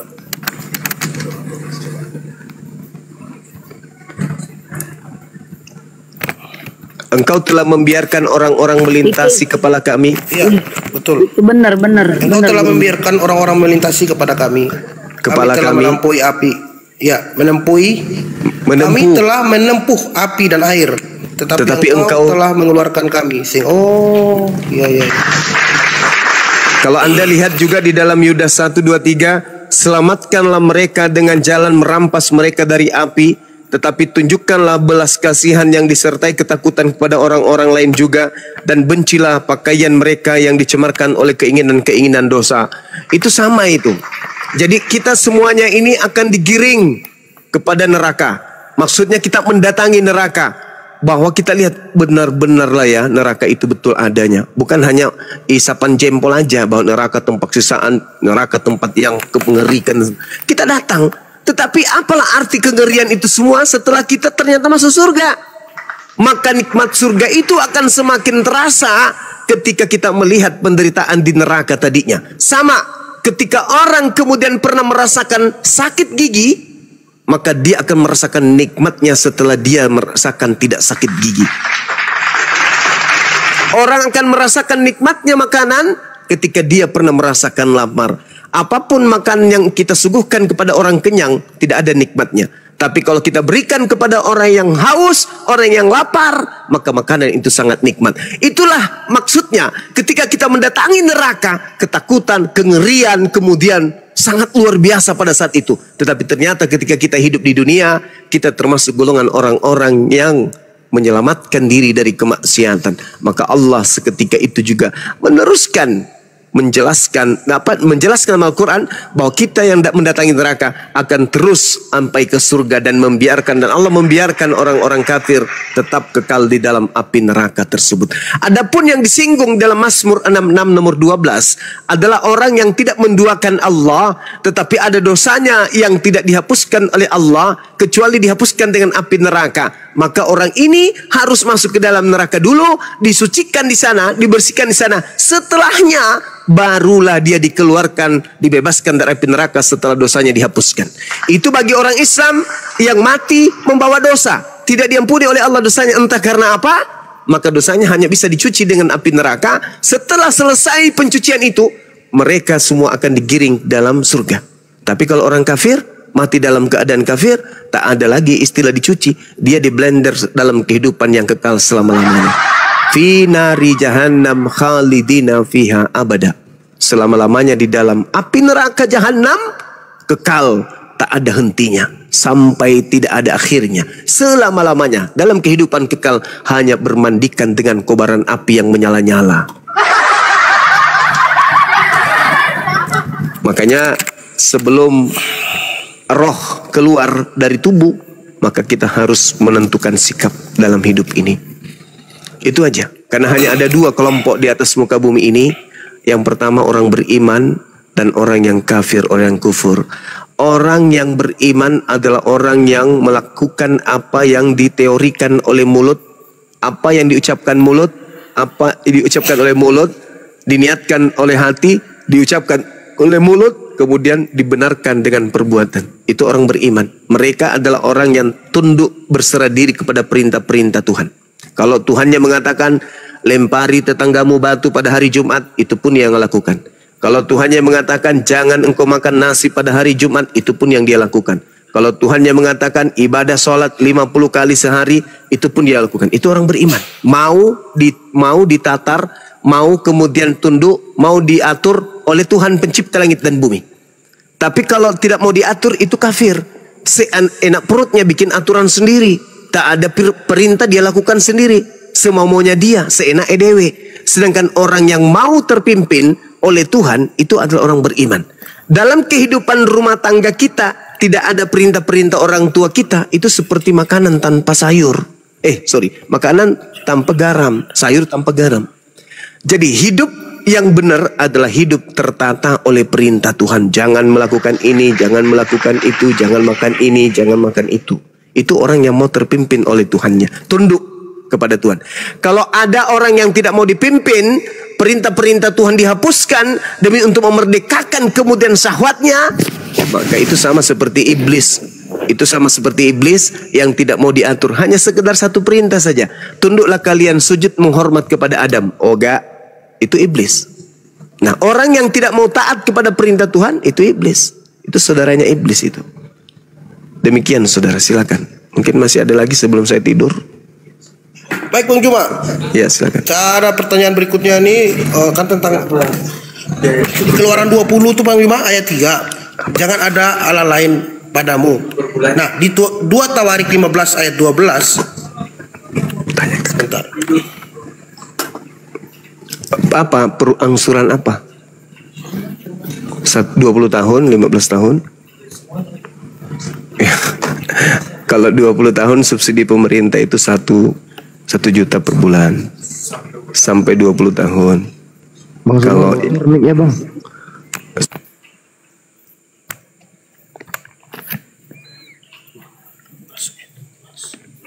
Lanjut aja Bang, LKTP. 2 Tawarik 15-12 tadi ya? Ya. Kan sebelumnya di Keluaran 20 ayat 3.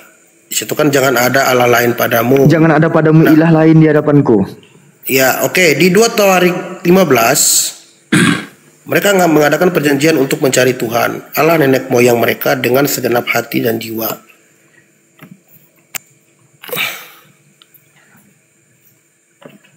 Pertanyaannya? Iya, pertanyaannya. Sorry tadi anak saya nanya tentang angsuran KPR. Silakan. Siap. Ya. Ini di Keluaran 20 ayat 3 Bang Juma, jangan ada ilah lain padamu. Berarti ya. Di 2 Tawarik 15 ayat 12 di situ mereka mengadakan perjanjian untuk mencari Tuhan Allah nenek moyang, kan orang Israel kan, berarti Allah yang harus disembahkan Allah Israel maksudnya Bang Juma. Iya memang betul.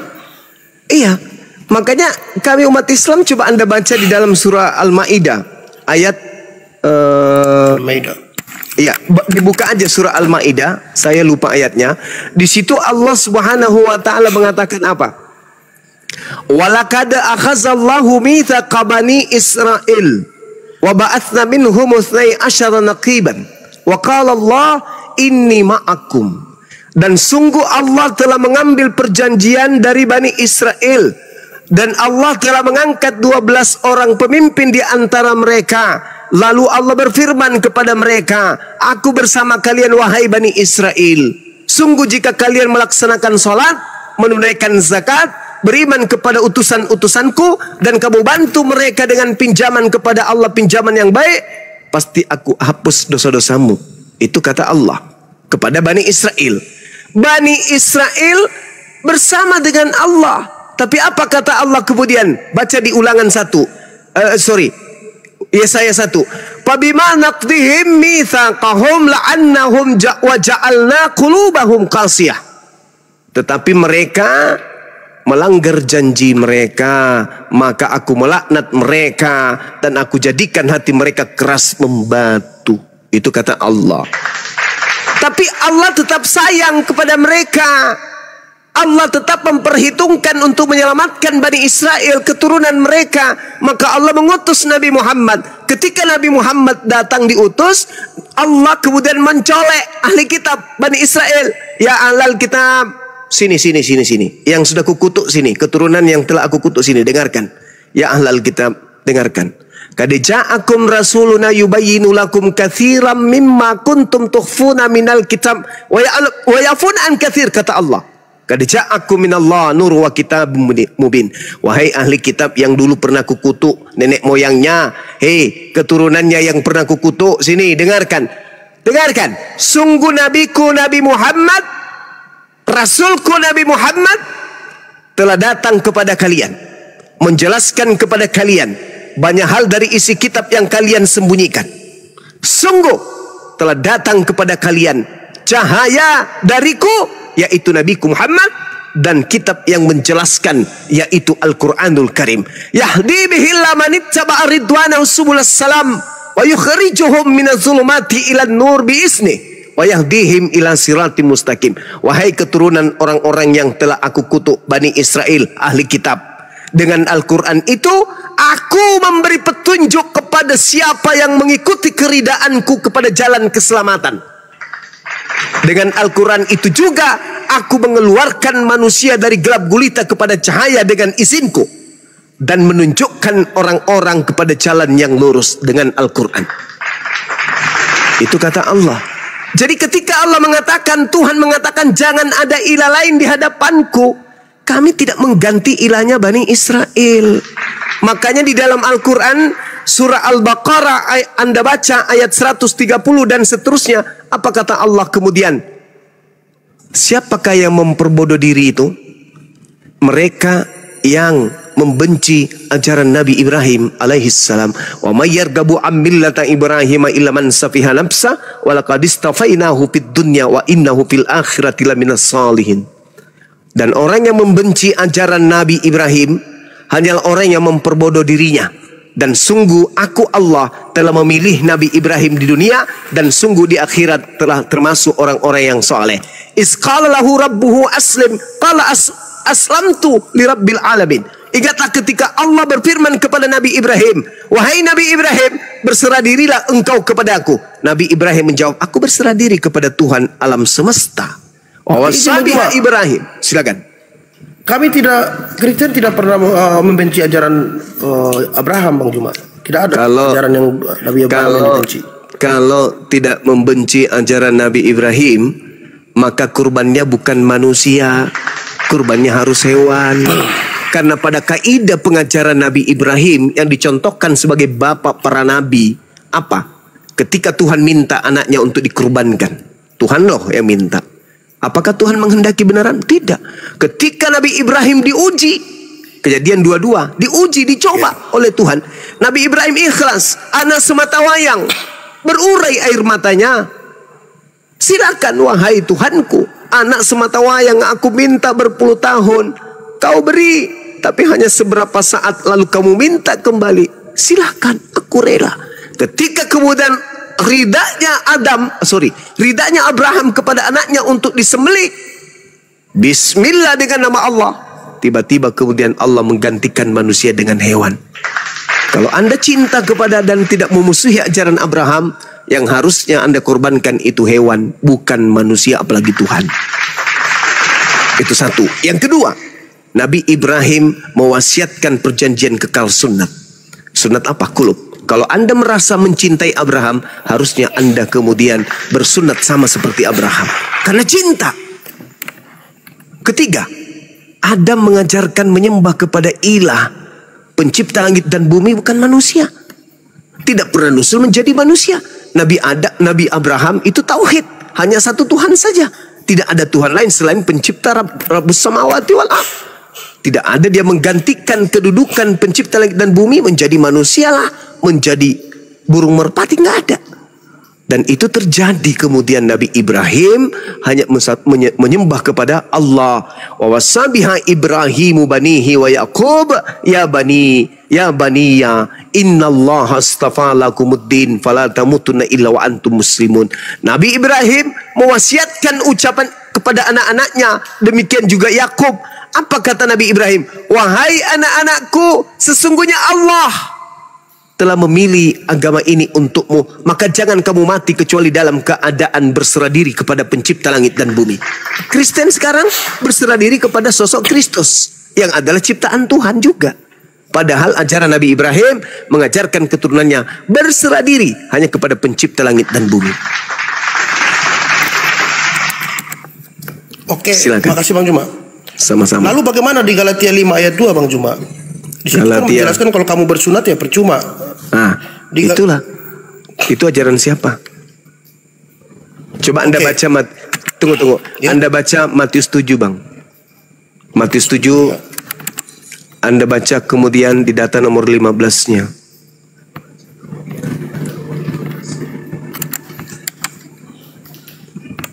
Ya. Nomor 15. Oke. Waspadalah terhadap nabi-nabi palsu ya. Matius 15. Datang kepadamu. Jangan nabi palsunya, nanti berat. Coba Anda baca di dalam Matius 24 mulai dari data nomor 15-nya.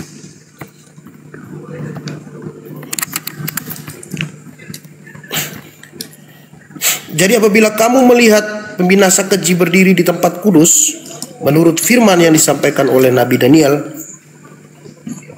maka Ya. orang-orang yang di Yudea haruslah melarikan diri ke pegunungan. Oke. Iya. Di situ dikatakan apa? Apabila kamu melihat pembinasa keji berdiri di tempat yang suci, menurut firman yang disampaikan oleh Nabi Daniel. Maksud Yesus di sini adalah pembinasa keji, orang yang membinasakan manusia, duduk pada status yang suci seperti nabi, rasul. Dia pembinasa keji ini memiliki titel yang suci, rasul, nabi, sebagaimana yang difirmankan, yang disampaikan firman Tuhan yang disampaikan kepada Nabi Daniel. Coba Anda baca Daniel berapa? Daniel 7 nomor 25. Dia akan mengucapkan perkataan yang menentang yang maha tinggi, akan menganiaya orang-orang suci milik yang maha tinggi. Ia berusaha kemudian merubah hukum. Siapa itu? Orang pembinasa keji yang duduk di tempat suci, seakan-akan dia rasul, padahal dia pembinasa keji. Ciri-cirinya seperti yang digambarkan oleh Nabi Daniel, melawan perkataan yang maha tinggi, memutarbalikkan hukum. Mohon maaf Bang Juma, Daniel 7 nomor 5 lain Bang Juma ini. Nomor 25. Oh maaf ya. Ya, silakan. Nah, sekarang ketika Tuhan mengatakan dalam Kejadian 17 nomor 14, bunuhlah orang yang tidak bersunat nonotnya karena dia telah membatalkan perjanjian kekalku. Paulus mati enggak? Mati, dibunuh. Kenapa? Karena dia telah membatalkan perjanjian kekal Tuhan. Di dalam Galatia 5 nomor 2 dia tekankan, barang siapa yang bersunat, Yesus Kristus tidak berguna baginya. Maksudnya iblis yang datang kepadanya itu tidak berguna. Karena iblis suka yang najis-najis. Iblis suka yang kotor. Kalau ada yang bersunat, iblisnya tidak berguna bagi dia. Orang itu tidak berguna bagi iblis. Orang beriman berguna enggak bagi iblis? Enggak. Orang yang menyunatkan kulupnya orang beriman enggak beriman. Berguna enggak orang beriman ini untuk iblis? Tidak. Yang berguna bagi iblis adalah orang yang tunduk kepada aturannya. Apa itu? Jangan kau turuti perintah Tuhan. Lawan. Ketika Tuhan mengatakan jangan ada ilah lain, jangan ikuti. Kalian harus berilahkan kepada Yesus juga, karena Yesus juga itu adalah ilah, satu hakikat dengan Bapa. Ketika Bapa mengatakan kuduskan hari Sabat, iblisnya mengatakan jangan, kau harus kuduskan juga hari Minggu, karena itu adalah hari suci untuk kalian. Itu adalah hari kebangkitan. Ketika Tuhan mengatakan jangan makan babi, makan babi, karena tidak ada yang halal, tidak ada yang haram, semuanya baik. Ketika Tuhan mengatakan sunat kulupmu, jangan. Tak ada orang yang selamat karena menyunatkan nonotnya. Itu yang dikatakan oleh Yesus. Apabila kamu melihat sang pembinasa keji berdiri di tempat kudus, maka dia akan memutarbalikkan firman Tuhan dan melawan kemudian yang maha tinggi. Yang maha tinggi mengatakan apa? Keluaran 20 yang Anda bawa tadi. Jangan ada ilah lain di hadapanku. Jangan kau membuat ilah lain. Jangan. Orang Kristen membuat ilah bernama Yesus Kristus dan juga Roh Kudus. Sejak kapan Yesus Kristus ini ilah? Sejak kapan Roh Kudus ini ilah? Tidak pernah, selain daripada ketika sang pembinasa keji ini duduk sebagai pemimpin penyesatan di atas muka bumi. 2 miliar manusia. Dia adalah nabi dari sang Kristus palsu. 2 miliar orang disesatkan. Kata Yesus asli dalam Matius 24 nomor 4 nomor 5. Waspadalah kepada penyesat yang datang kepadamu dengan memakai namaku dan berkata, akulah Kristus. Mereka akan menyesatkan banyak orang. Kristus palsu bersama dengan utusannya nabi palsu akan menyesatkan banyak orang. Siapa pengikut Kristus di dunia ini? Islam bukan, Hindu bukan, Buddha bukan, ateis bukan. Satu-satunya kandidat hanyalah Kristen. Kalau pengikut Yesus yang asli ke gereja enggak? Enggak. Makan babi enggak? Enggak. Mingguan enggak? Enggak. Mengkitabkan Lukas, Markus, Matius, Roma, Galatia, Filipi dan seterusnya? Enggak. Merasulkan Paulus? Enggak juga. Makan babi? Enggak. Makan anjing? Enggak. Itu pengikut Yesus asli. Kristus palsu? Boleh enggak makan anjing? Wah, makanan kesukaan. Boleh enggak makan babi? Wah, kegemarannya. Ibadah enggak mereka meriahkan hari pagan? Wah, aslinya. Itulah bukti bahwa ketika Anda mengejar siapa nabi palsu itu, kata Yesus, lihat dari buahnya. Siapa di antara Islam, Hindu, Buddha, Kristen yang memanggil aku Tuhan, bermujizat pakai namaku, mengusir setan pakai namaku, itulah buah dari nabi palsu. Saya kira begitu, Bung. Silakan. Ya, terima kasih banyak Bang Juma. Siap. Udah selesai pertanyaan. Baik. Jelas. Ya. Saya izin. Terima kasih. Terima kasih Bang Juma. Silakan Saudara Al-KTP. Ya. Silakan. Selamat malam semuanya. Ya. Iya, malam Terima kasih juga. banyak. Terima kasih sama-sama.